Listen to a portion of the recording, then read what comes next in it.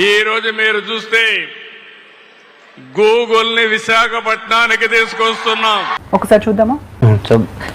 11/10/2025 జారీ చేసిన GOMS number 40లో notified partners అధికారాన్ని పరిగణించడంపై మంత్రిమండలి నుండి దిశానిర్దేశాలు కోరే ప్రతిపాదనకు రాష్ట్ర మంత్రిమండలి ఆమోదం తెలిపింది.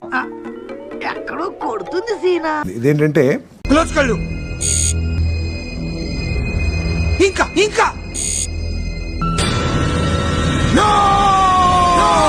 దొరికేశారా.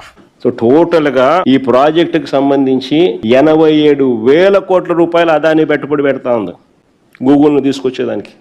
This project is being developed by Adani.